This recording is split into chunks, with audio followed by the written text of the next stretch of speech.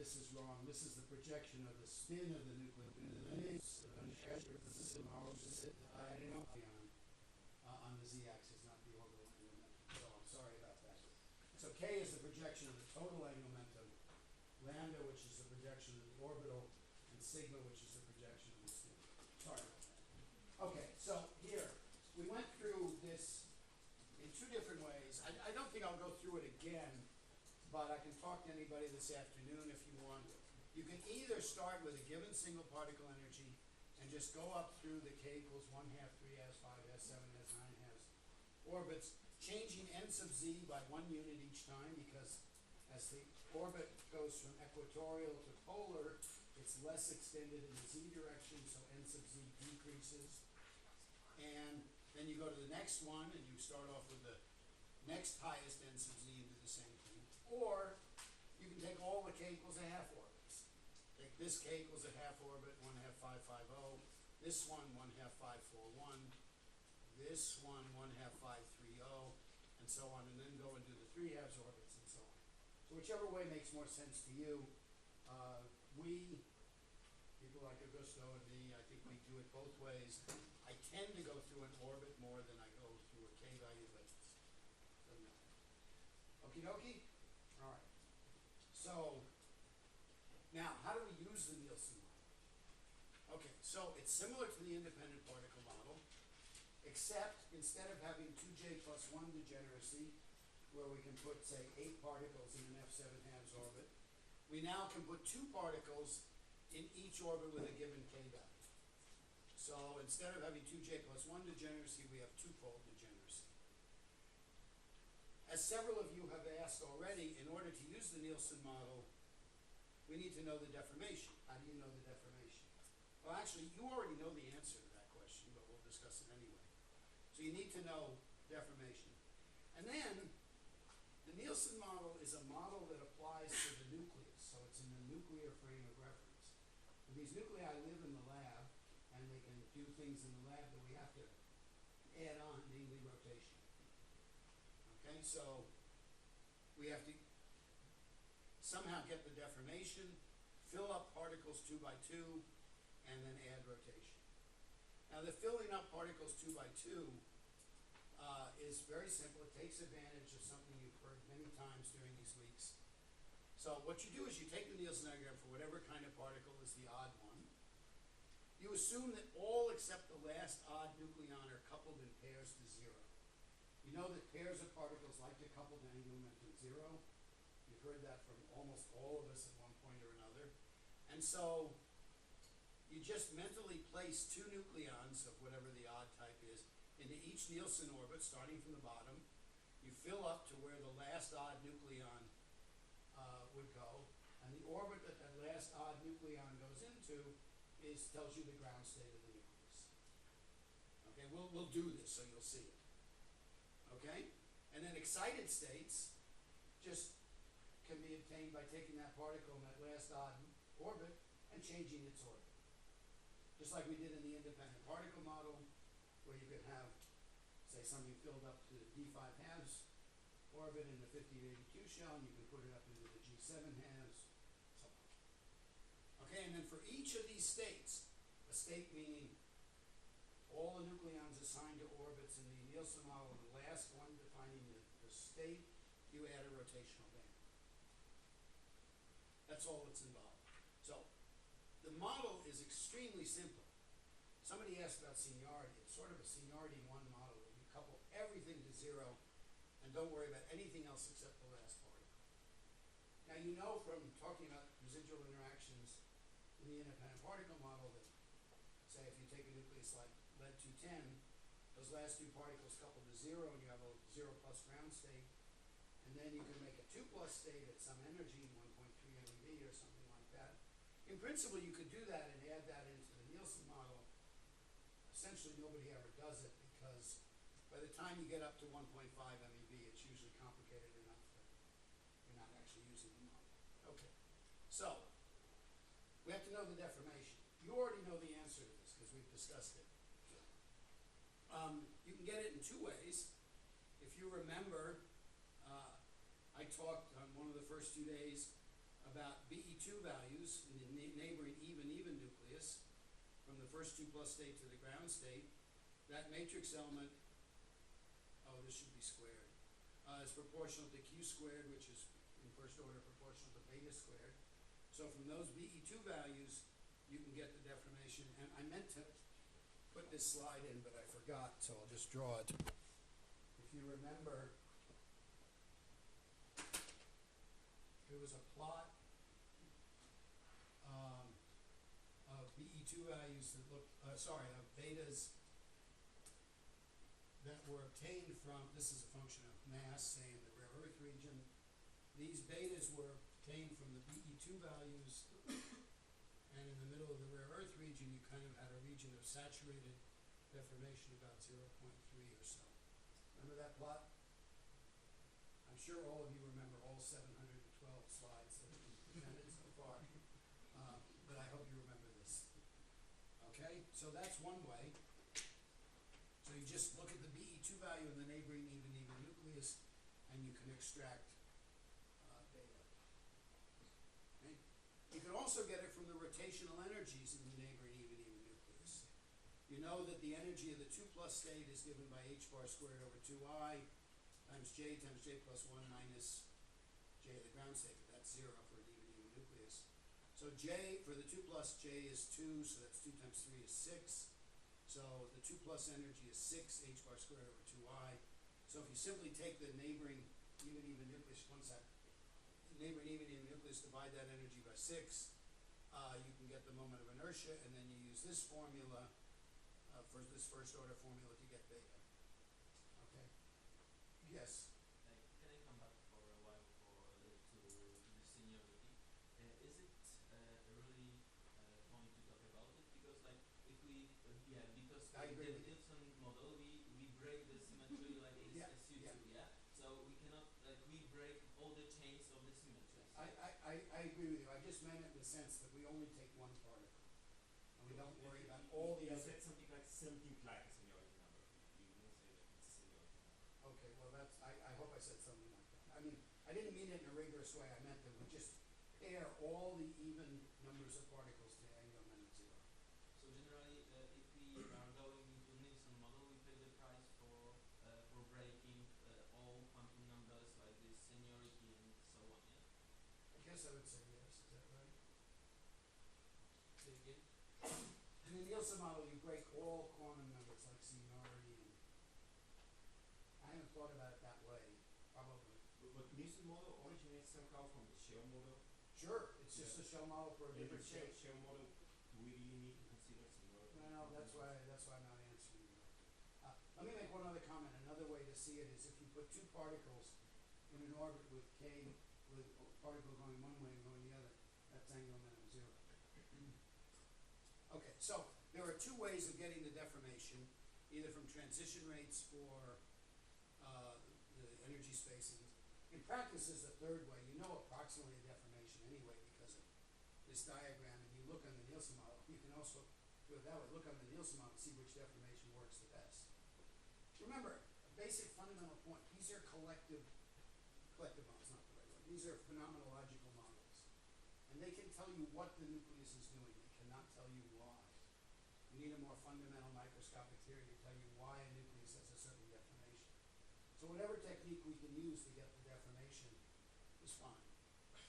Okay, so we're going to do an example. We're going to do 171 YB, which has 70 protons, 101 neutrons. The very first day I asked you to do an independent particle model estimate for 169 YB. And what I wanted you to see was that the independent particle model completely failed. So I hope you all remember having failed miserably with that exercise. And I meant to show you 169, but for some reason my brain jumped, and I'm going to show you 171, but it doesn't matter. Okay, so here's the level scheme for 171 YB. These are the low line levels: 1s minus, 3s minus, 5s minus, 7s plus, 5s minus, 9s plus, and so on. Here's the shell model for this region. So we have 70 protons, so we're not going to worry about those. Okay? Imagine we're going to do an independent particle model analysis. analysis. We have 100 neutrons, we're not gonna worry about those. We're just gonna look at the orbits of the 101st neutron. So here we have 82, there's F7 halves, we can put 8 in there, that gets 90. We can put 10 in H9 halves, that gets to 100. So the last odd particle should go in this I13 halves orbit. So we should have a 13 halves plus ground state. And we can have excited states like 3 halves minus by putting the particle up there, or 9 halves minus by pulling a particle out of there and putting it in there. So we'd expect low line states like 13 halves plus, 3 halves minus, 9 halves minus. Well, I can't see them here. So not only don't we get the order, we don't even get the states. So the spherical independent particle model fails completely, and now we'll see how we can do this with the Nielsen model. Okay, so I've already said this, we ignore all the particles that can be paired off, and we just look at the 101st neutron. What orbit is it in? Now, the way to do this is to start from the basement and put 2 particles in each Nielsen orbit coming up to here and getting to 101. And that's fine. There are 2 problems with that. You'll never find the entire diagram on one piece of paper. And if you try to do it, you'll miscount somewhere. And so it's easier just to start from any place where you know the answer. So you know that up to here there are 82. And then just, let's say the deformation is about 0.25.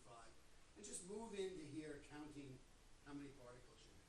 It doesn't matter which way you go. You can take any route as long as you get the right deformation. Yes? Why do you say epsilon equals 0.25? Well, we know from this diagram, and we know from the energy spacings and the even nuclei, the typical deformations are around 0.3. And so I said 0.25. Okay. Epsilon and delta and beta are a little bit different, but okay. I'm also partly motivated by the fact that this afternoon you're going to do calculations for 0.22. That's a little heavier nucleus, but in that region. Okay, so let's do it now. We want the 101st neutron. So here we have 82. If we put 2 in this orbit, that's 84. Put 2 in this orbit, that's 86, 88, 90, 92, 94, 96, 98, 100, 101. So that says, in case you can't read it, 1/2, 5, 2, 1. So we would predict that the ground state of 171 YB is a 1/2 minus state. Can you do that again? Sure.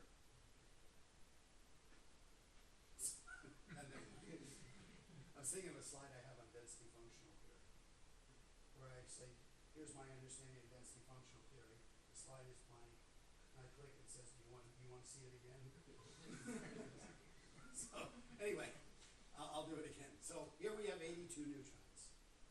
If we put 2 neutrons, extra neutrons in the nucleus, we will fill this orbit. So we put 2 in each. That's 84 there. Imagine the number 84. If we put 2 more, we get to 86. Put 2 more, we get to 88. 2 more, 90, 92, 94, 90. Why are you moving on the diagonal? I can move any way you want. I'll go up this way. 84, 86, 88, 90, 92, 94, 96, 98, 100, 101.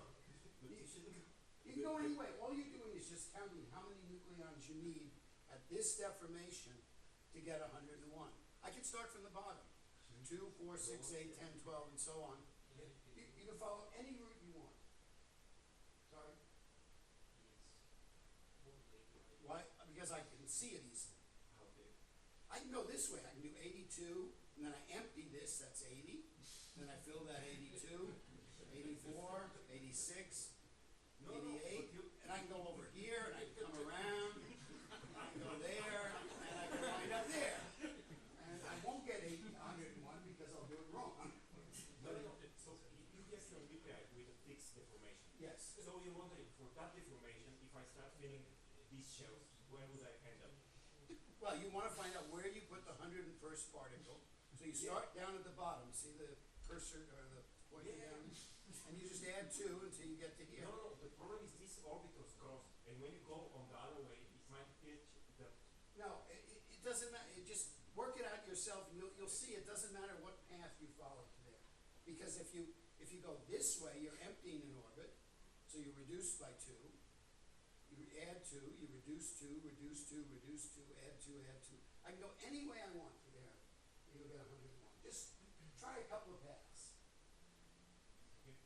favorite path? I think like the point is like, for example, let's take 0.2, exactly 0.2, and fill up the pairwise, and then we will end up with the point of the crossing of the two single particle orbits. You mean like there? Yeah. This diagram is not that perfect, then you might have to look and see what the nucleus is telling you. Okay, I mean, if you happen to get to that point, you'll probably see two low-lying states, one corresponding to one and the other corresponding to the other. Okay? Okay, so we would predict that the ground state would be 1/2 minus, namely this orbit, and then we can make excited states. The lowest excited state would be to take one particle out of this orbit, which you can't read it, but it's 7s633, and put that particle into this 1/2 orbit. That would pair off to 0, leaving an odd particle there. So we predict a low-lying 7s plus state. We could also take this particle here and put it up into this orbit, which is 5s512, so we'd expect a 5s minus state. So the lowest couple of states we expect would be a 1/2 521 ground state, there, and then other low-lying orbits, 7s633, 5s512, 7s514, I didn't mention that, that's this one. So that's what we would expect. And now for each time we put a particle in one of these orbits, we let the nucleus rotate. And we get a rotational band. So let's see if we can understand the nucleus. Now I have to apologize for what's going to happen here. It's going to be in my handwriting. So you just have to live with that. Okay. You see the problem. Okay, so what I've done is notice the ground state is 1/2 minus. So think about this. In about 30 seconds, not counting weird paths to that orbit that you still might take, but in about 30 seconds, we predicted the ground state spin-in parity of a nucleus with 171 particles. Not too shabby. Okay, so 1/2. Now you build a rotational band on that. So the nucleus has 1/2, 3 halves, 5 halves, 7 halves, 1/2, 3 halves, 5 halves, and this one is 7 halves, 9 halves, 11 halves. But there's so much you've hidden away, right? Like, No. What about what the exact form of these potentials are that determines the strength of these splittings? And there's more to creating this chart than just, freehand drawing it. Okay, and that's what you're going to do this afternoon. So the Nielsen-Hamiltonian has a couple of parameters. And so you're absolutely right. How do you know what those parameters are? Those parameters are essentially the parameters of the independent particle. Those parameters are chosen to give you the right spherical single particle energies. And then everything else is fixed. You just change the deformation, and there's nothing else hidden. So you have to start off with a Hamiltonian that gives you those single particle energies. You'll see at the end of the lecture today what that Hamiltonian is. Okay? There's nothing. Okay. Now, we said that the low-lying state, probably the lowest, would have spin-in parity 7s plus, 7s633. So what's the first state we have in the sign? Woo! 7s plus. So we build a rotational band on that. 7s plus, there's a 9s plus, there's an 11s plus. Somewhere up there there'll be a 13s plus. Okay, let me go back. We also said there should be a 5s minus Nielsen orbit and a 7s minus. There's a 5s minus. See, the first state we have in the sign, we have 1 minus, 3 minus, 1/2 minus, 3s minus, 5s minus, 7s minus, 9s minus, the 7s plus, 9s plus, 11s plus. The first state we have in the sign is this 5s minus. And so that we would assign, hope that we're right, that that's the 5s minus 512. And then the next state we have in the sign is 7s minus, and then 9s minus, and I'm not sure what this 1/2 minus is lurking there. And up here, there's a 7s minus, which is this 7s minus 514. So doing this, you can, in just a couple of minutes, understand the detailed single particle structure of the low-lying levels of this nucleus. Okay, now it's not going to be perfect.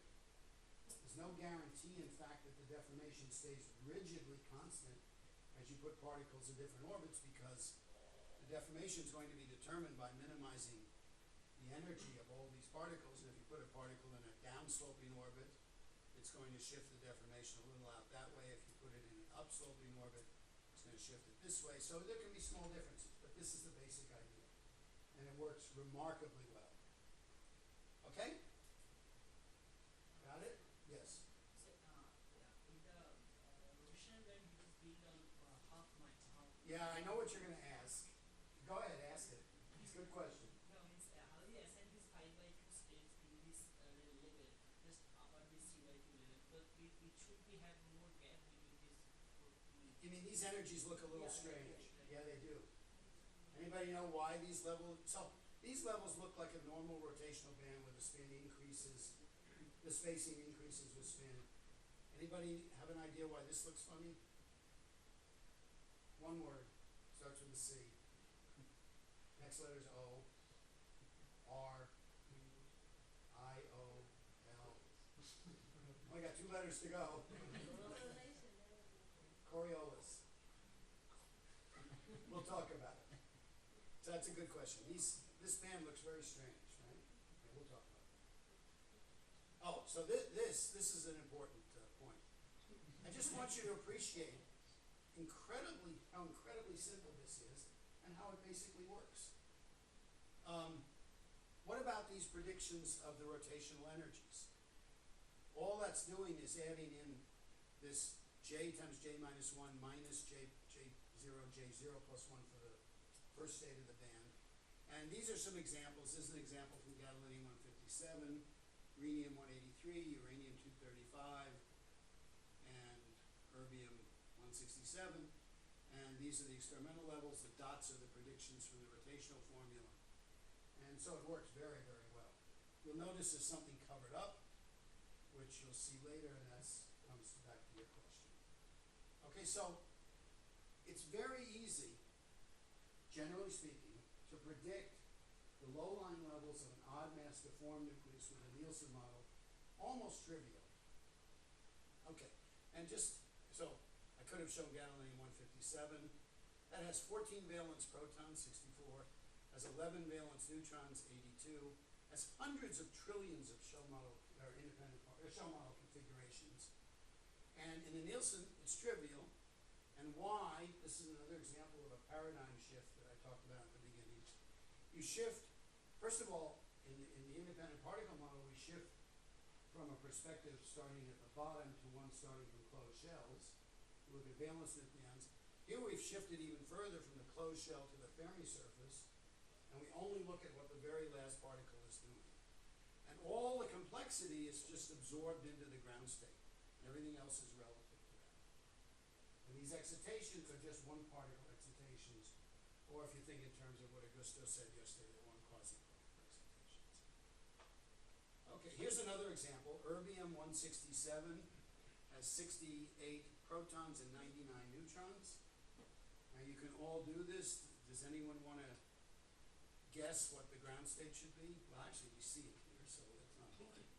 So let's do 99 neutrons. 82, 84, 86, 88, 90, 92, 94, 96, 98, 99. I purposely took a Basilian path. Sorry, it was a good question. So I predict that the last particle should be in the 7s plus 633 orbit, ground state 7s plus. Now if you look at nuclear data sheets, you'll often see these orbits listed. Be careful, there's some mistakes. So this should have rotational states 7s plus, 9s plus, 11s plus, 13s plus, 15s plus, 17s plus, 19s plus. Notice they line them up nicely for you. Okay, what's the first other state we could do? Well, we could take a particle out of this 7s63 and put it in 1F521. This has 99 neutrons. Remember, 101 was there. So we can make the 1/2 521 orbit. You get 1/2, 3/2, 5/2, 7/2, 9/2. Oh, whatever, I lose it. What's the next state that's not accounted for, all these are accounted for, there's a 5 has minus state, and that corresponds to, taking a particle from here and putting it into the 5 has 512 orbit. Then you get 5 halves, 7 halves, 9 halves, and so on, and you can do the rest.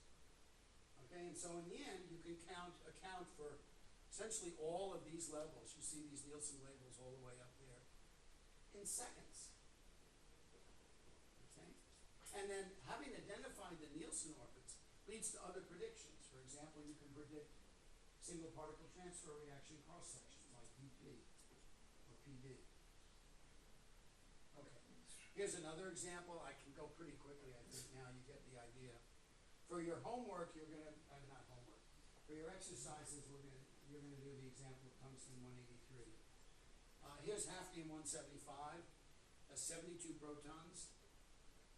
175 minus 72 is 103. And so I think by now you know it's gonna be, here's 101, that's gonna be 5s512. There it is, 5s, 7s, 9s, 11s, so on. And then you can make an excited state by taking a particle out of this orbit and putting it into here, leaving the odd particle in that orbit. And then you get 1 half, 3 halves, 5 halves, 7 halves, and so on. You can also take a particle out of this orbit and put it into this, and you get 7 halves plus 633, 9 halves plus 11 halves plus 13 halves plus 15, and so on. So if you don't have the real nuclei spectrum and you're just looking at the Nielsen model trying to predict, so let's say I know I guess my first state is going to be this 5 halves state, and then I know there's going to be a rotational band. Right. But do I know, then I know, oh, this 1 half state is close, but do I know where the 1 halves is going to enter? Like, Yes. I know it's going to be after the 7 halves. Okay, so, what do you mean by after? You mean after the 7 halves of this band? Yeah, like how do I know? Okay, so you know that in the following way. You predict the energies by starting off with a particle in a given orbit. You apply the rotational formula, h bar squared over 2I times jj plus 1 minus jj plus 1 times state of that orbit. And you know h bar squared over 2I from the neighboring even nucleus. Definitions don't change that fast. So you can then predict the exact energy of the 7 halves, the 9 halves, the 11 halves. Here, the excitation energy, let's say we're at this deformation, the excitation energy of the 1 half 521 is given by this distance, which you can read off on the scale here, which is cut off here. And those scales, let's see.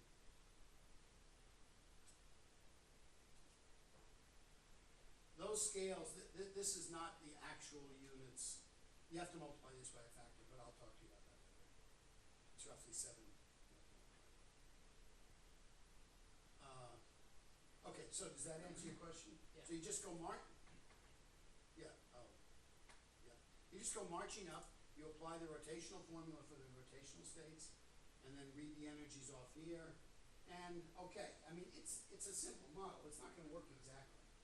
And there is an effect due to pairing, which I'm not going to go into, which tends to make the energies of the orbits near the Fermi surface closer to 0 than you would have expected just by reading off this drawing. Okay, maybe we can talk about that if we have time. But don't worry about that. It's a small effect.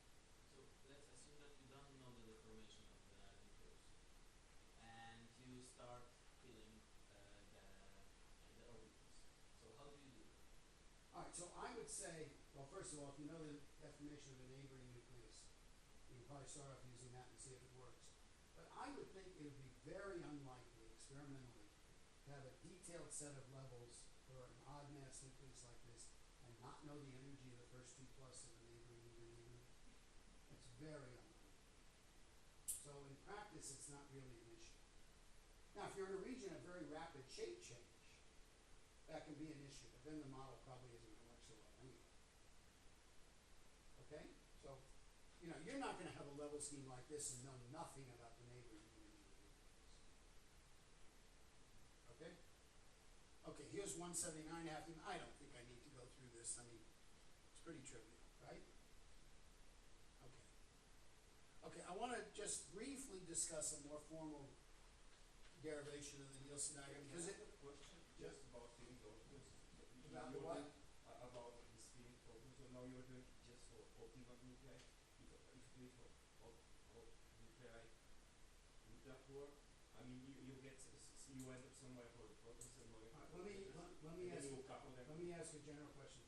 Is anybody looking at odd nuclei for their theses?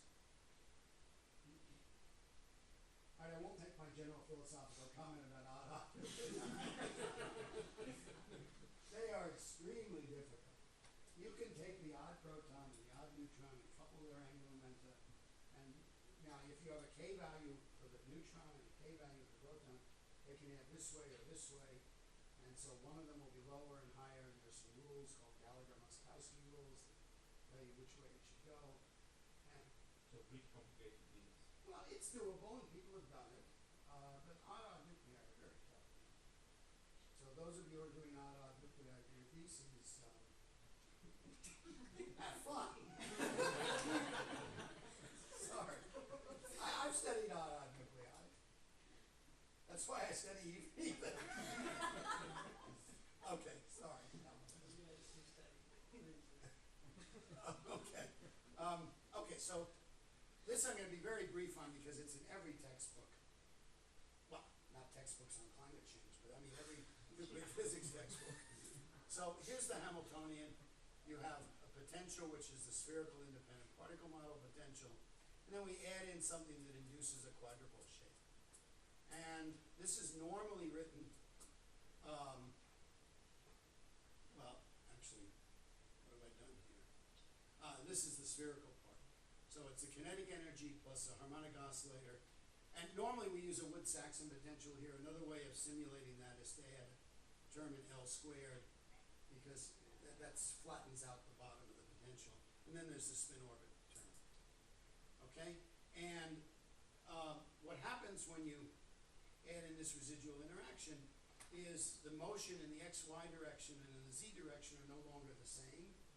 And so you have a different frequency in the xy direction, different frequency in the z direction. We're going to assume axial symmetry so we can combine x and y. So this is the first form of a Nielsen-Hamiltonian. What I want to do is look at it in two limits, the large deformation and the small deformation limit. Small deformation limit is usually more interesting. I'm just going to show you these formulas. So you can derive them pretty easily by assuming constant volume as you deform the nucleus. But I can write this frequencies in the x and y directions in terms of some omega 0 and something involving delta. Delta here is, remember I commented on these three different variables, beta, epsilon, and delta. In this way of doing the Nielsen model, people have used delta in the past. Just in your mind, substitute epsilon or beta and delta. They're all basically the same. And so you have a constant volume condition, which I used to know how to derive. And if you rewrite A is this equation, in terms of delta, using these definitions, you get that the Hamiltonian is p squared over 2m, a spherical oscillator, and then a term of the spin orbit and L squared terms, and then a term that involves delta and it involves y20, spherical harmonic. Okay? So this is an isotropic oscillator with L dot S and L squared terms, plus a delta R y20 perturbation. Okay? I think we can ignore this for the moment. It comes in later. I probably shouldn't have said it here. I hope. Yeah, it does. Okay. So this y20 term splits the single particle energies, the shell model energies I wrote there. And this is the result. This is what we're talking about. We're talking about minus 4/3 square root of pi over 5. This stuff, delta, and a matrix element between two different orbits of r squared y20. These, we can separate radial and angular parts. And here's the bottom line result. This is what I want to get to. So the shift in energies of a given orbit are minus 2/3 h bar omega 0. N plus 2/3, that's the oscillator quantum. So that tells you that the shift in energy is larger the higher the oscillator quantum number. So the high oscillator numbers, these orbits can go way sharply up and down. Delta, and then a quantity which which is the most important, 3k squared minus jj plus 1, and then that's the one that depends on k. And then you got 3/4 minus jj plus 1, 2j plus 1, j plus 1, 2j plus 3.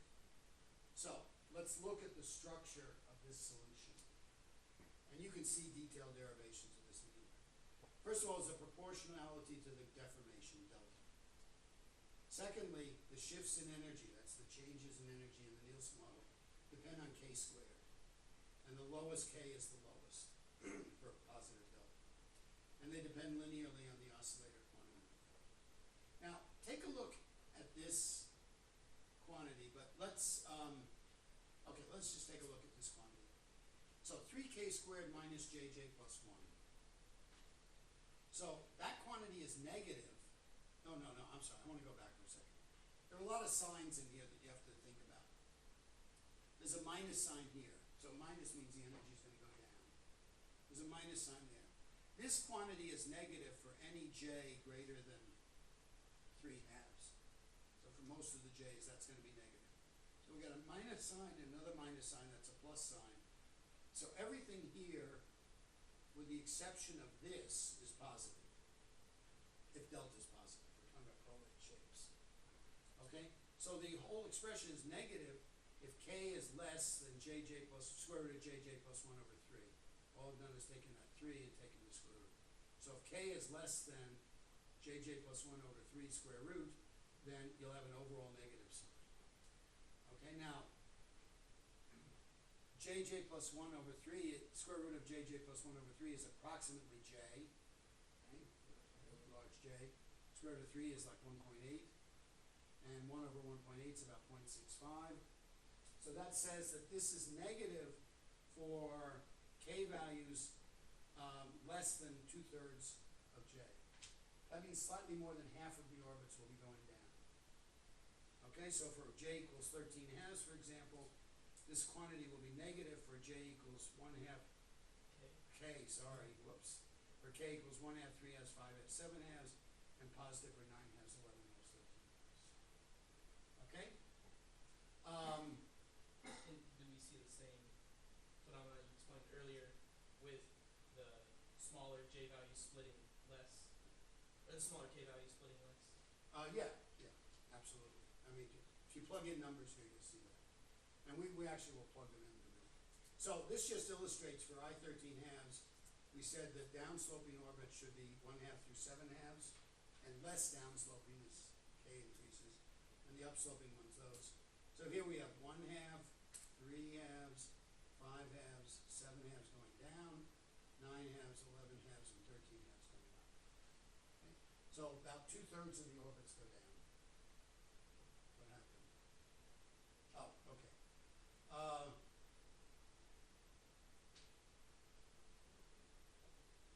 Okay, I just forgot what I was doing next. Okay.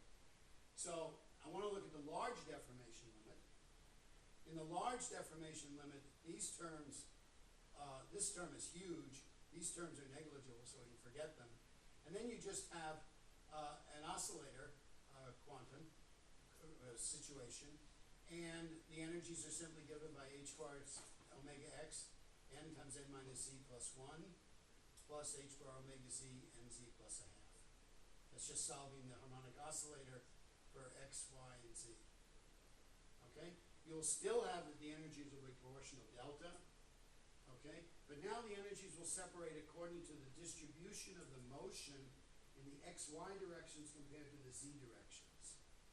Okay? And it will not depend so much on k, but it will depend on x, y, and z. And you'll see what that looks like here. So for large deformation, instead of having this kind of splitting that we've talked about, what you have are parallel sets of orbits, okay, which have the same x, y, and z quantum numbers, but they actually can have different k's, like this one. Let me pick this. This says k equals 5 halves, and this says k equals 7 halves, and they go out parallel forever, and you get these parallel sequences of orbits. So that's the large deformation limit. It's seldom of relevance to the low-lying states of normal nuclei, but it can come in if you have states with high deformation. Okay. I want to come to a question that one of you asked, or a couple of you actually asked early on, namely, we always talk about prolate nuclei, but why not oblate nuclei? And this has been discussed for decades. There are many answers. I have my own explanation. There is no reason whatsoever that you should think mine is any better than anybody else's. And if I asked Augusto or Marek or Pete, they'd probably have different answers. And so I'm going to give you my answer, and you can like it or not like it. Take it or leave it. See if I can.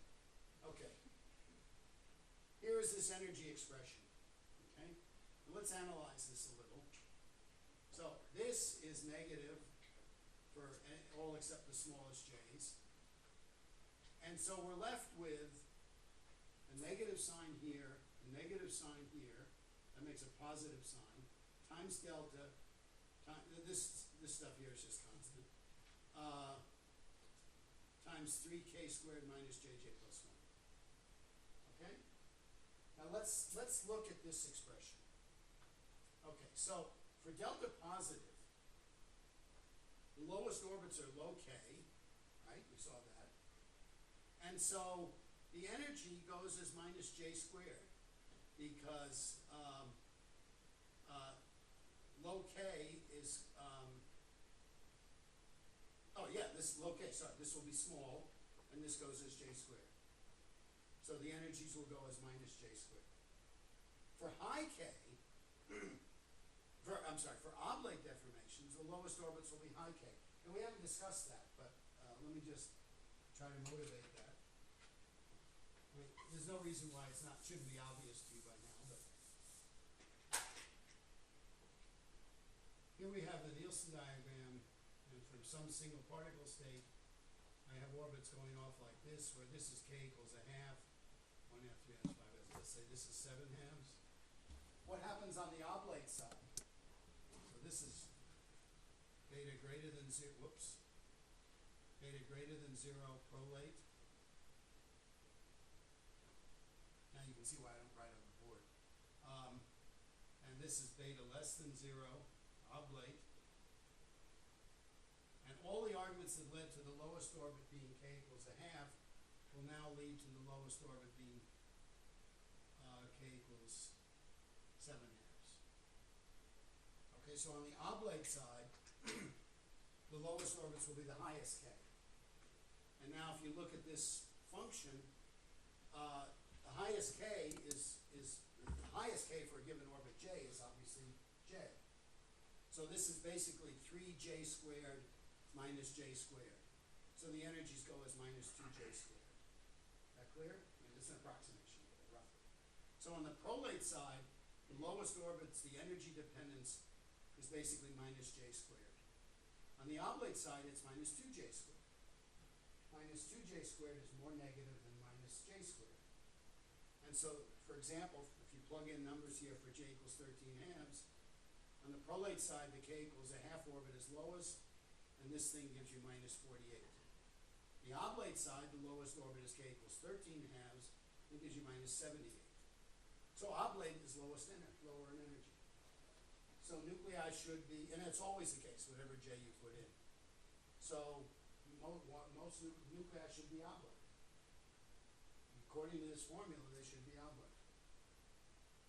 In some sense, that even makes sense. If you imagine a spherical nucleus, we have a sphere.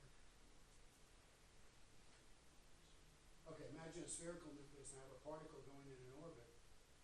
That, if anything, makes it disk-like, but tends to make it oblate. So according to this, you would expect the nuclei to be oblate, but yet they're not. So what's going on? Okay, here's what I think is going on. So look carefully. On the prolate side, all of these orbits have a k equals a half. All these single particle states have a k equals a half orbit.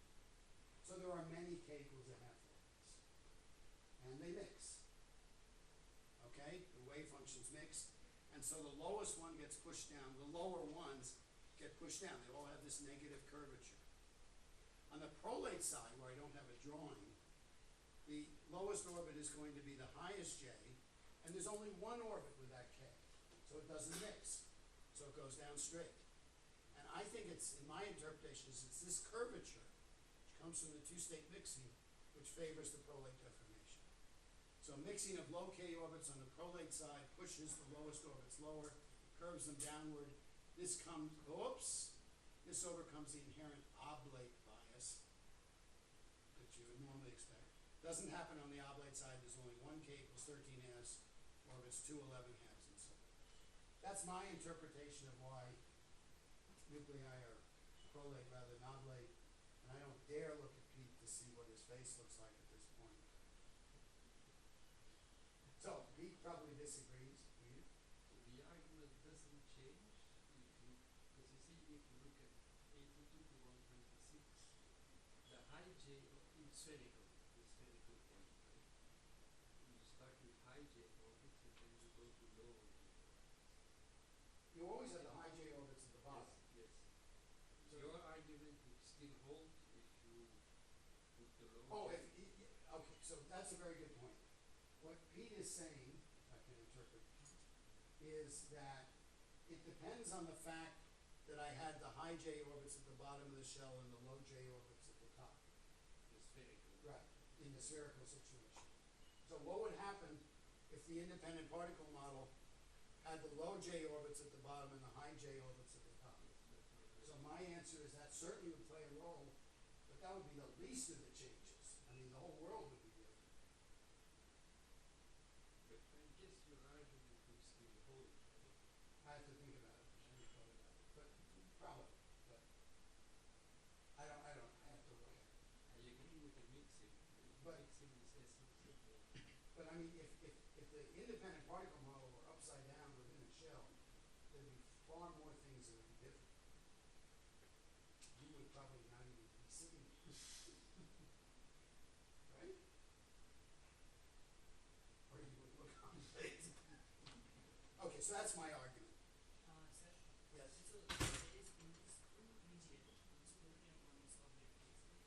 Two phenomena is different because in oblate case the energy is going down as -2 a square, but in this short, right? And in the prolate shape it is going -a square. Approximately. Approximately, yes. And the prolate shape there is another phenomenon what is called that there is many half K is equal to half. There are many low K orbits, and they mix and they, If these two is commutating, then there should be effective differentiation or kind of thing. but it depends on the strength of the mixing. And my interpretation is that the strength of the mixing is sufficient that the prolate side wins. Yes. What are the numbers? Like, what percent? What's the prolate to oblate ratio? Oh, good question. So let's do it up in this diagram.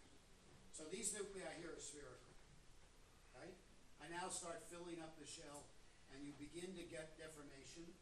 You get deformation when you have enough protons and neutrons when P is 5, if you want. And then you get prolate deformations in here, pretty much constant at some value around there. And then when you get toward the end of the shell, notice you're putting particles now in upsloping orbits. If you put particles in upsloping orbits and you add up all the energies, that's going to drive the nucleus back towards less prolate deformation.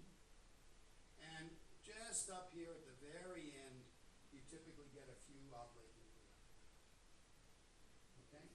And part of the reason is that you get oblate driving effects once you start occupying the upsloping orbits, but those are oblate driving effects on an already prolate shape. So you first got to erase that prolate shape and then go to the oblate. And so, for example, in the rare earth region, so the rare earth region goes from tin to lead.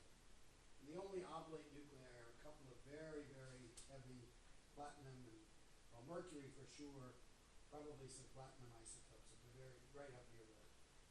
So I would say 95% of the full nuclei are prolate. And the ones that are oblate often tend to be axially asymmetric as well. Yeah? Why can't you evaluate how much the mixing is if you're correct? I'm sorry? Why can't you actually evaluate how much this? Oh, you can. I just haven't done it. Yeah, I didn't dare. I could be wrong.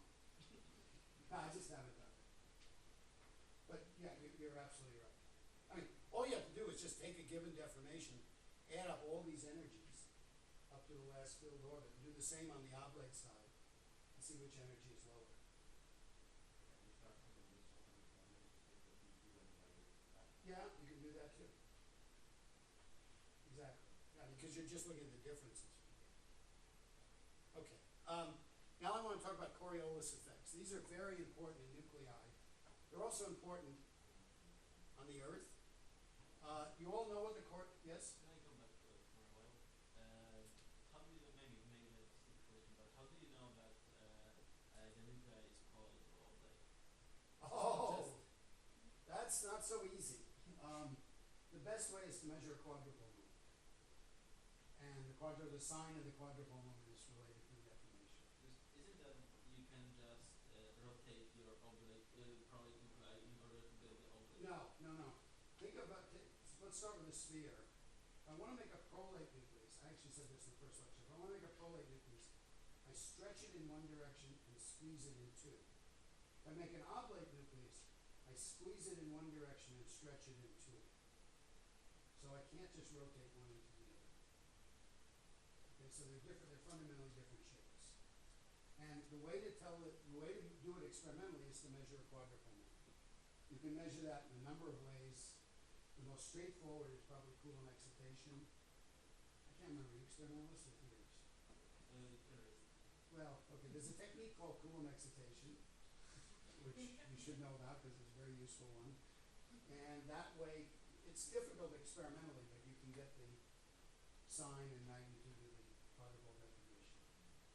There are other ways. What would be your favorite way to find out if a nucleus is prolate or oblate? I think Coolidge. Coolix. So that's the official way. But I think also, Rick, you also show the fact that the spectroscopy is very important because the level ordering Well, is different. So you have a band and the Coriolis effect, as you will explain, will have different effects on Yeah. low orbits. I'd say, yeah, that's a good point. That's turning the question around on you. If you assume it's prolate or you assume it's oblate and try to interpret the experimental levels with the Nielsen model, one way will totally fail and the other way will succeed. If I had tried to interpret 171 Viterbian by looking at the diagram on the oblate side, I couldn't possibly have reproduced the results. Because different orbits are available. Because the orbits are different energies, and so that's another way. It's not a measurement, but that's evidence. Okay? All right. Coriolis. Everybody know what the Coriolis effect is? All right. I didn't hear anything. Several interpretations of the silence. I'll assume that. The most favorable. Huh? When you have these, I don't know how to say, these streams of air that they occur in the Earth atmosphere. That's an effect of it. Yeah. But what is it? No, I guess some cross-pollen between. All right. Let me break it down to baseball. Okay, so suppose I'm at the equator, okay, and I throw a ball northward, okay? I have a component of motion of the ball because I throw it, but I'm also going around this way because the Earth is rotating, right? I have a certain angular velocity, speed in this direction. I throw it up north. Let's say I throw it half the way up to the pole.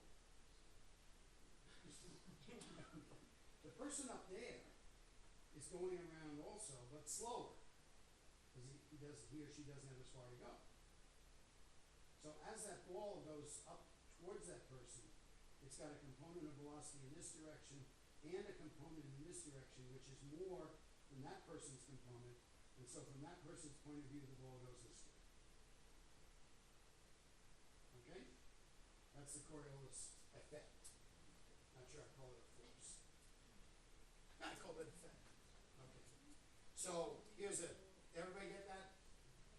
Okay, so here is a little drawing. You throw a ball north and it appears to go this way. This has a lot of practical applications. It turns out that rivers in the northern and southern hemisphere tend to be eroded more on one bank than the other because of the Coriolis force pushing the water that way. In space, the astronauts face this, they're weightless up there, and if they try to go outside the space station to do some repair and they have a screwdriver, turn these, and they wanna go like this to turn some screw, their arm goes like that. And they have to train to compensate for that. I've talked to some of the astronauts, it's one of the most difficult things they have to deal with. If you look at Africa and South America, they used to be joined as one continent, and they've drifted apart. You cannot get their current positions just by pulling them apart, you have to rotate them. And I think that's a Coriolis effect as well. But that's a little bit controversial. Anyway, Coriolis effect, there it is. In terms of the orbits, notice that it corresponds to a tilting of the orbit axis. Instead of the orbit being this way, it's this way. So that's going to correspond in the Nielsen picture to a change in K. So the Coriolis force in the Nielsen model will mix different K values. Okay, here's the formal derivation of it. So we have a Hamiltonian for rotational motion, h bar squared over 2I. Wait, Yeah, that argument didn't sink in for me. which one? If you're standing on this side of the ball, then yeah, maybe the axis looks like it's that way, but on the other side of the ball, it's going to be pointing in a different direction. It's always, if you're throwing north in the northern hemisphere, the ball's always going to go to the right. Yes. Okay. Okay? Okay, so let's just look at this Hamiltonian. In a deformed nucleus, there are two components of the angular momentum. Here's the total angular momentum. There's R and there's J.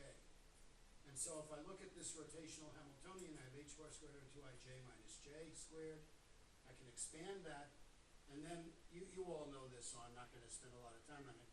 You can rewrite this using these raising and lowering operators and write j dot j as j1, j1, j2, j2, j3, j3, which you can then write in terms of these as 1/2 j plus j minus j plus j3, j3.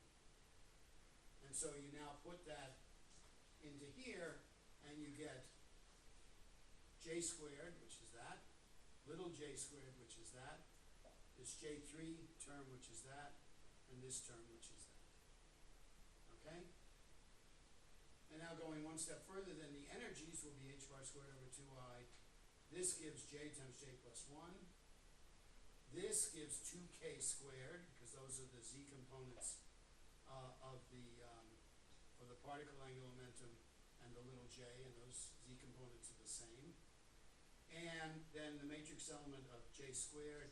I'm not writing that as j plus 1 because in the Nielsen model those j's are mixed, but in any case it's a number. And then this operator. This is called the Coriolis matrix element because it corresponds to a tilting of the axis. And what it does is it mixes states that differ by 1 in k. Okay, so the Coriolis effect in a deformed odd mass nucleus will mix Nielsen orbits that differ by 1 in k. The matrix elements of j plus j minus are given by these familiar square roots. You all know those. Matrix elements of little j minus j plus are given by this. If you remember, Mark Caprio talked about a strange definition of why it's the opposite way, and I've never understood that, but it doesn't matter. Now, j is not a good quantum number. The deformed field mixes j values. So, big J, the total angular momentum, is just a number for a given spin state. Little j depends on the Nielsen wave functions. Nielsen wave functions are written as an expansion in Cj coefficients over the independent particle model wave functions. And so the matrix elements of j minus are given by a sum over Cj of orbit k, Cj of orbit k plus 1, those are the two that mix, times this square root of j minus kj plus k plus 1. Okay?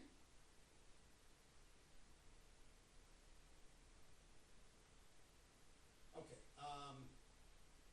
so the total, let me go back, the total Coriolis matrix element is then h minus h bar squared over 2I, the matrix element of big J, which is just that square root, the matrix elements of little j, which I repeat here, and then there's a pairing factor which comes in, and Augusto yesterday talked about these U and V factors, and they affect the matrix only because the particles are really quasi-particles, they're only partly in each orbit.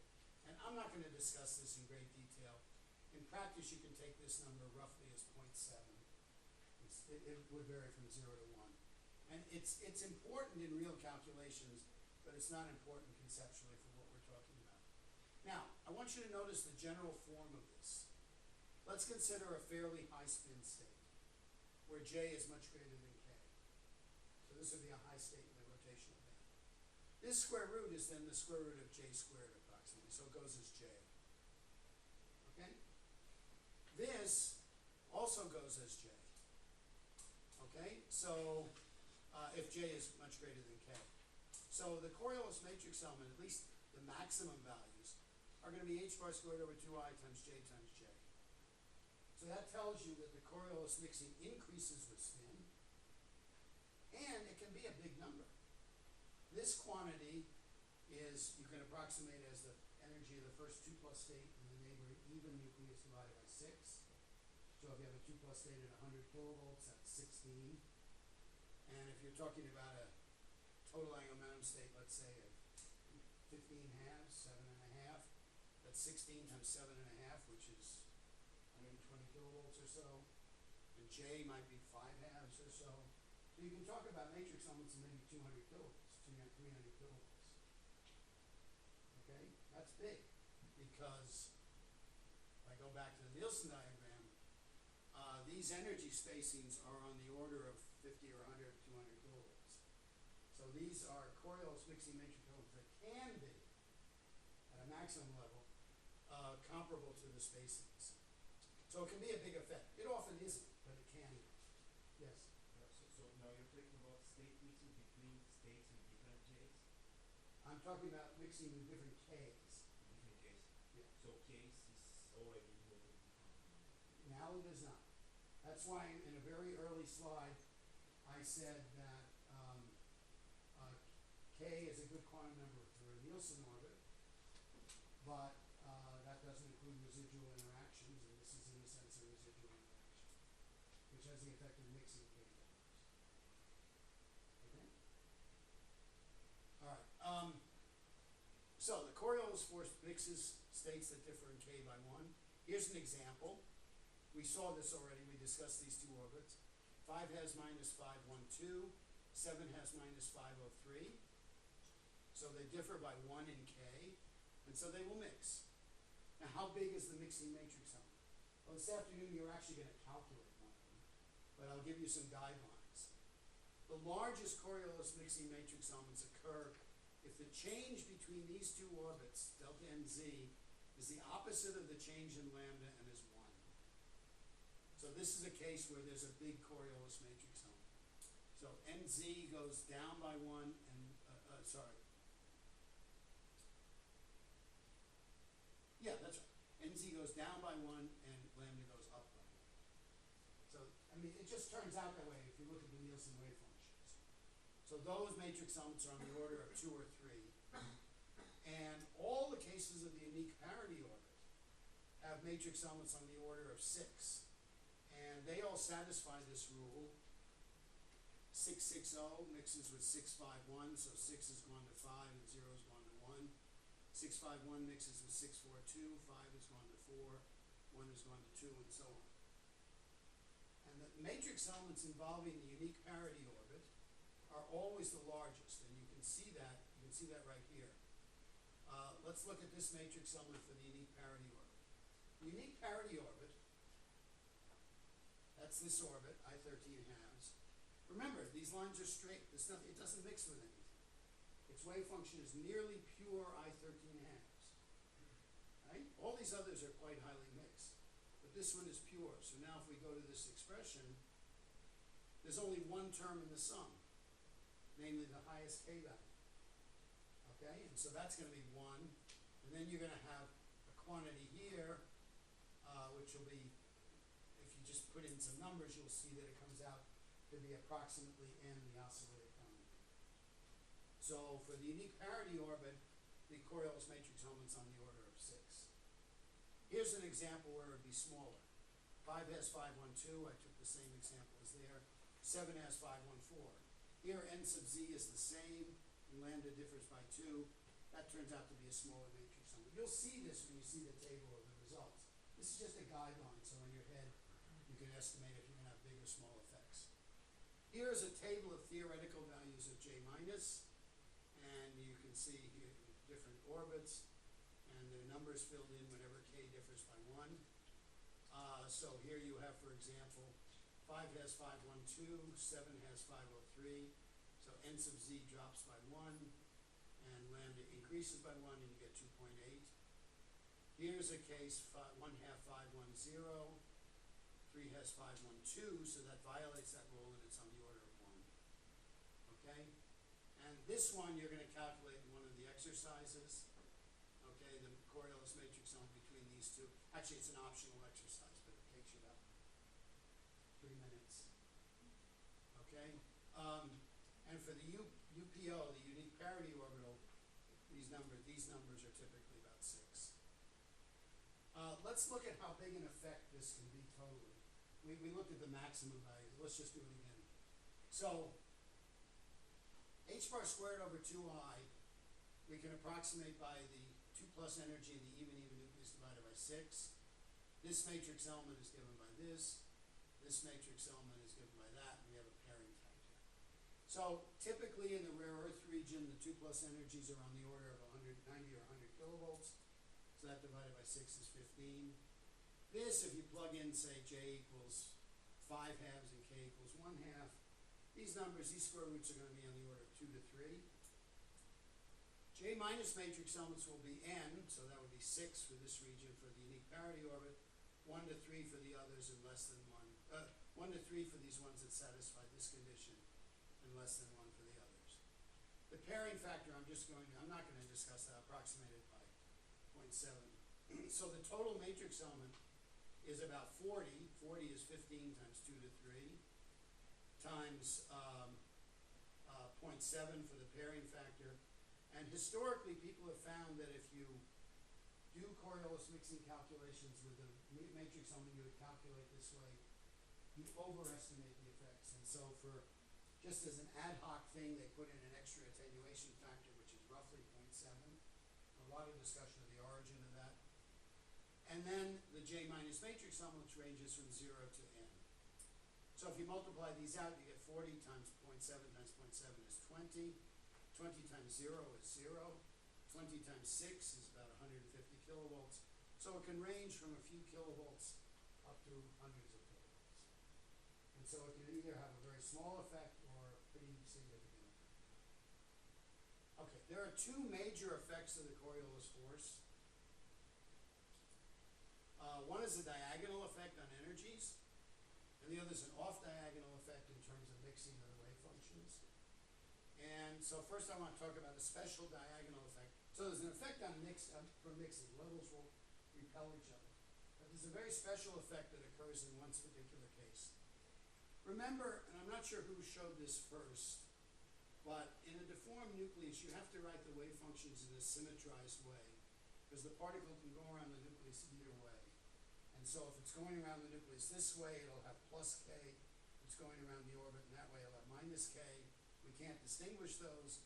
And so you write the wave function as a D matrix times a Nielsen wave function plus a phase factor times a D matrix with minus k and an intrinsic wave function minus k. So you have both terms. That just corresponds to going around the nucleus in the two different ways.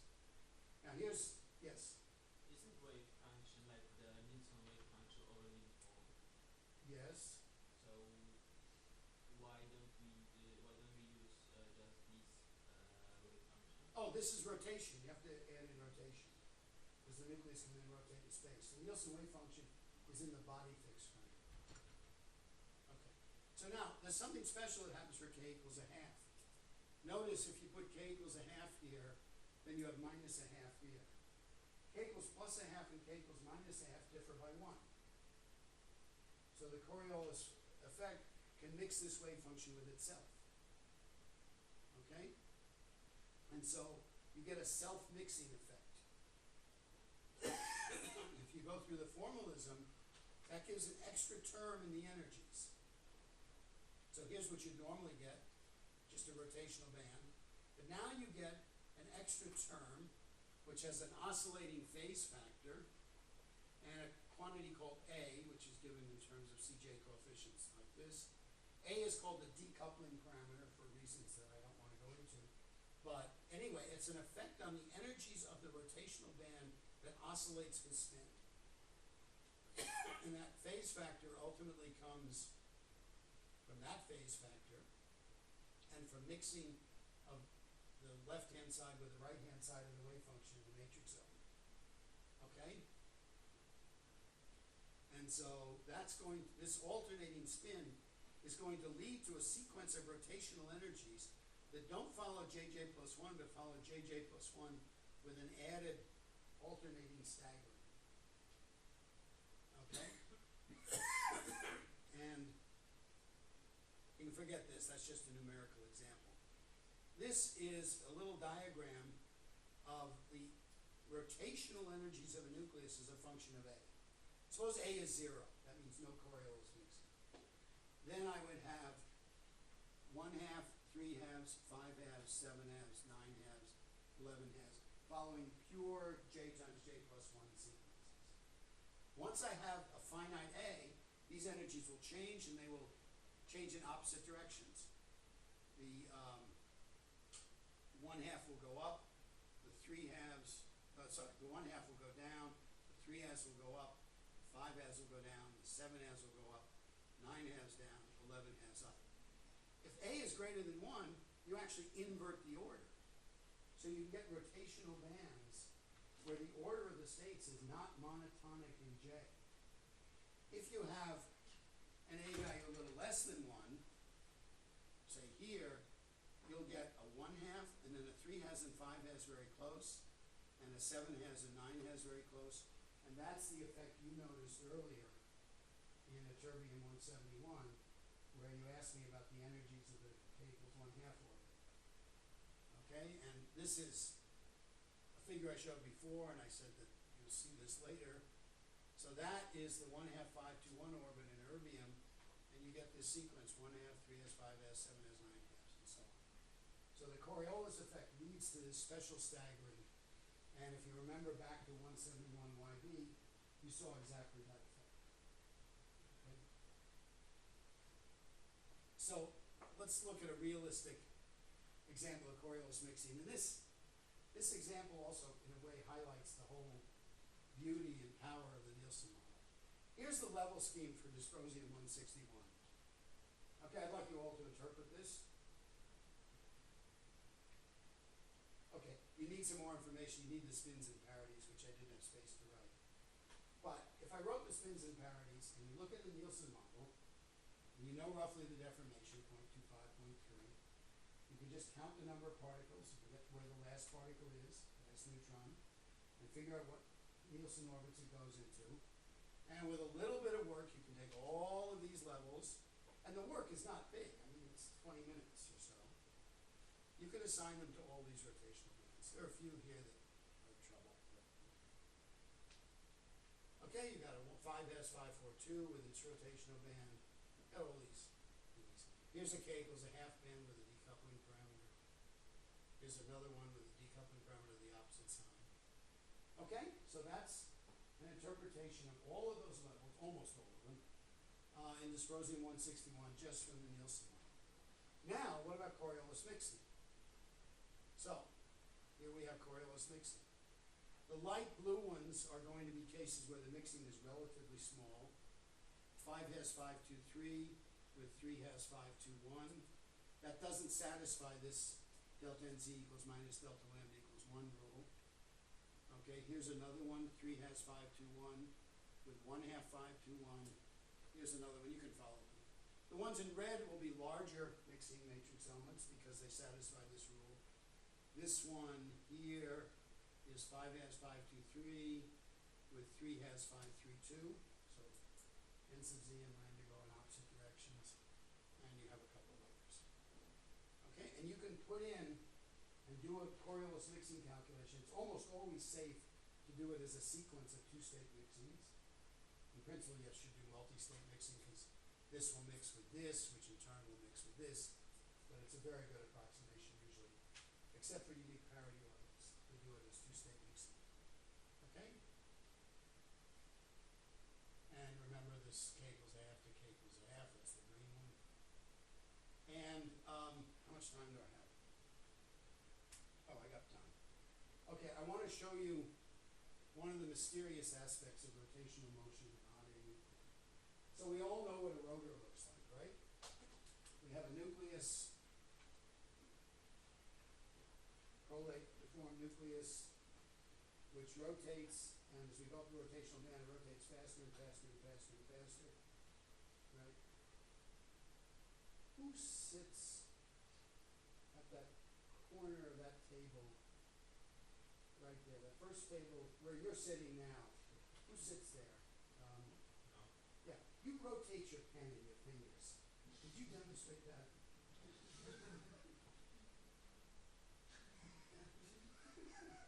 Okay, he does that all day. So that's a rotational nucleus, rotating faster and faster as you go up the rotational band, right? Right? Yep. Wrong. So it is complete. I want to, huh? Oh, I thought you said something. So I want to show you why that picture is completely wrong in an odd mass nucleus. Okay. As somebody over there asked, J is not a good quantum number. Okay, we've mixed J's. But angular momentum has to be a good quantum number. So there's got to be some other quantum number, some other angular momentum quantum number. And what it is rotation. So somehow the vector sum of J and R has to be conserved. Right? Okay, and so when we transform to the lab system, remember the Nielsen model is in the body fixed system, somehow we have to conserve J. Okay? Now, the normal picture I've drawn is this. We have a single particle angular momentum and a rotational angular momentum like this, giving a J value. But this is actually wrong. Okay? Because I fixed the positions of these. But actually this can precess around this way. Okay? And I want to take a look at that a little quantitatively. And what I'm going to do that is I'm going to look from this end. Look at the nucleus this way. And look at these vectors. This next picture, it's a little complicated, but I think you'll see the point. Well, that was good. Okay. Well, actually, let me introduce it a little first. Think of a band built on the 3s651 orbit. Just think about this. This is from the unique parity orbit. Okay? So it has nearly pure J equals 13 halves. It's one of those straight orbits. Doesn't mix with anything else. Okay? So it's almost pure J equals 13 halves. Now think about the J equals 5 halves state of this rotational band. So we have 3 halves, 5 halves, 7 halves, 9 halves. Think of the 5 halves. And think about the fact that the intrinsic Nielsen wave function is almost pure 13 halves. So if the only single particle angular momentum is 13 halves, how do we make a 5 halves state? We need to have a rotation, a negative rotational angular momentum of 4 units to connect 5 halves and 13 halves. Okay? Clear? Right? Let's look at the 3s651 orbit. So we will have a level scheme for that orbit, which will look like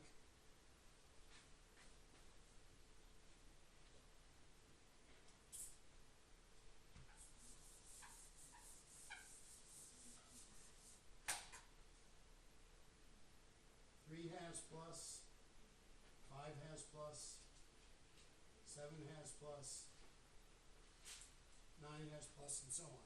And they will follow a beautiful J times J plus 1 energy spacing. We've seen many examples of this, right? But now I want you to analyze it a little more in detail. This is the 3 halves 651 orbit. It comes from the I13 halves single particle orbit. That I13 halves is the unique parity orbit. It's the only orbit in that shell with positive parity. So its wave functions in the Nielsen picture are almost pure. And and they're dominated by J of 13 halves. So the CJ coefficient is 13 halves, is 1. Okay, so if I have a single particle with pretty good angular momentum, 13 halves plus, and I want to make a 5 halves plus state, the other angular momentum I need is a rotational angular momentum of R equals 4 going down. I'm opposing that 13 halves. Clear? Okay, now let's look at the 13 half state of the band. So up here somewhere there'll be a 13 halves.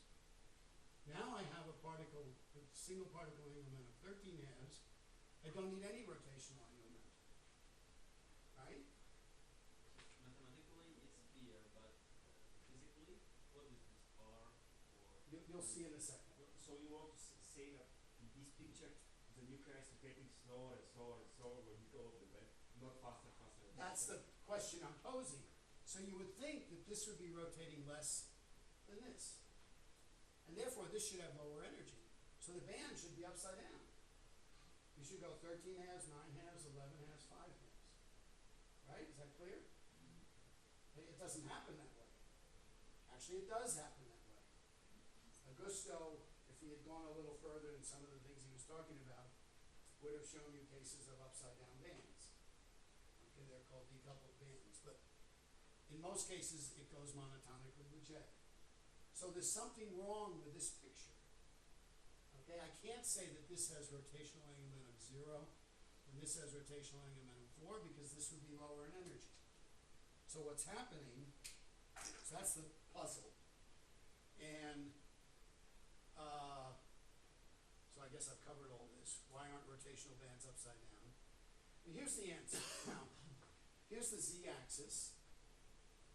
Here's J, little particle J. Here's total angular momentum R, capital J, and here's R. So this is an example, like J equals 13 halves, R of 4, giving a J of 5 halves. But this picture is not right. This picture assumes that these vectors are all fixed in space. The only one that's fixed in space is J. And so R can actually rotate around this way.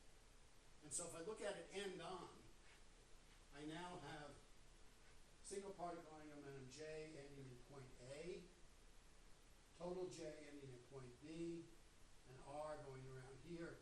And now this rotational angular momentum goes around the circle. Okay, and so as a function of time, this vector precesses, and so R is not going to be constant. Sometimes it'll point like this, but when this vector is down there, R will point like that. And if you just take that and integrate it, and you can follow this if you want, just write R squared equals R squared plus BC squared plus 2 RBC cosine theta. You integrate, and you wind up with the rotational energy expression at the bottom, almost by magic. You get R times R plus 1 equals J times J plus 1 plus constants. And so the final energies look like a regular rotational band, but R isn't constant. And so the angular momentum of a nucleus, an odd mass nucleus, as you go up the rotational band, is not something going like this. Sometimes the rotation is like this, sometimes it's opposite, sometimes it's like this. It's a very complicated motion, a tumbling motion. You can't just think of the nucleus as rotating faster as you go up the rotational band. The reason that the 13 halves plus state here is higher is because in one orientation of the rotational angular momentum it's 0, but the other it's the sum of these two. It's 10, 9, or 10. And since it goes as R squared, those values dominate. And so, in fact, this has a higher expectation value of rotational angular momentum, although in the simple picture we always draw, it doesn't look that way. Okay, is this clear? No. Okay, I'm not going to go through it again, because we're just about out of time. I'll just say it this way. I typically drew a single particle angular momentum, a rotational angular momentum, and the total angular momentum. Okay, as the vector diagram. But that's not correct, because there's nothing that stops the vector from precessing this way, as long as you keep the same total angular momentum. And if I have a single particle angular momentum here and a total angular momentum here, R will be like this if it's up here, but down here, R will have to be this. And so R changes as a function of time. The expectation value of R is such that you actually get the rotational point, but it's almost by accident that it comes out that way. So the message here is that the rotational motion in odd mass nuclei is quite complicated. Okay? That's what it says. Last thing, in the exercises today, what you're going to do first is you're going to run the Nielsen Hamiltonian and actually do a calculation. And when you go back there and sit down, do not do it, because I want to explain the input, and also the input file you'll have on your servers. It actually has errors in it. You'll have to edit it and correct it first. It's very, very simple. Just one thing here. So this is the Nielsen Hamiltonian. And it turns out, so we have these coefficients C and D for the spin orbit term and the L squared term. These coefficients are chosen in each region to reproduce the independent particle model. You need to reproduce the correct spherical single particle energies as the starting point. And then once you do that, then you just add in deformation, and you get these changes in orbits. Okay? Typically, or always in fact, instead of using C and D, one uses dimensionless parameters kappa and mu. And so you will have to input values of kappa and mu. And the determination of kappa and mu is based on people who have studied what values of kappa and mu, what values of C and D you need in each region to reproduce the independent particle models in your particle model. But we know those, so you don't have to worry. They're given to you. And in fact, for this region that we're talking about, kappa will be 0.0637 and mu will be 0.42. And when you look at the input file, you'll see those numbers. You won't have to change them. But somebody was asking, isn't this all a lot of hooey? Who asked?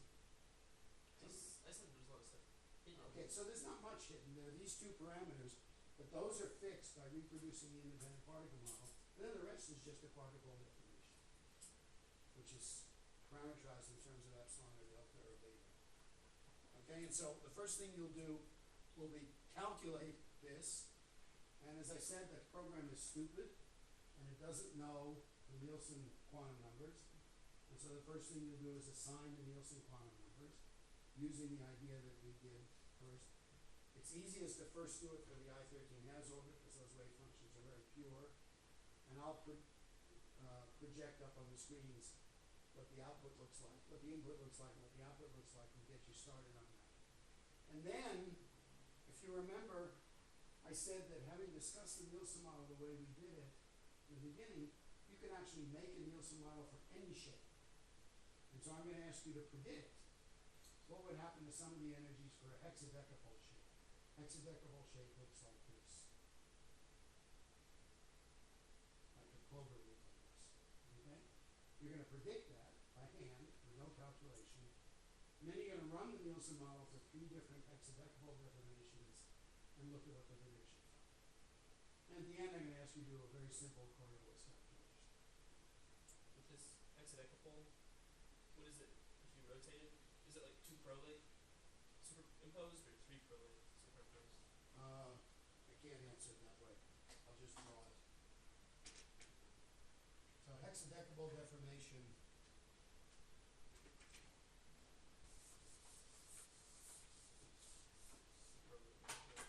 So here I take a prolate nucleus. And what I can do is either pull these corners in or out. Okay, and if I pull them in, I get something that looks like this, which never turns out symmetric by the time I finish. So that wasn't bad. Looks like that. If I pull them out, then I have something that looks like a pin cushion. Okay? And as you go through, here's the prolate one superimposed. As you go through a shell, early in the shell you tend to have these shapes, and late in the shell you tend to have these shapes. And the biggest known hexadecapole, so I've been using epsilon for deformation. In the code you'll see epsilon 2 and epsilon 4. That's what I've been calling epsilon. And and this is the hexadecabole deformation. These values are on the order of 0.2 to 0.3. These values range from 0 to plus or minus 0.06, and the largest known case is 184 tungsten, which has about 0.06, and so you'll calculate 183, or yeah, 183 tungsten for 0, 0.02, 0.04, and 0.06, and you'll see how the energies vary. Okay? Yes? In one of your slides, you show how we can use the model of Nielsen, but I noticed that were some levels that they Yes. cannot assign it. I mean, Yeah, what are they? yeah, what is the interpretation of that? Yeah. Normally those levels occur at about 1 MeV. And in dysprosium they occur lower, and so I'm not quite sure in that case. But if you think about the even nucleus, we've assumed that this odd particle is based on the ground state of the nearest even nucleus. But at about 800 or 900 kilovolts or 1 MeV, you can have gamma vibrations in the even nucleus. So when you get up to that kind of excitation energy, you can actually couple the odd particle to a gamma vibration. And that gives you other states.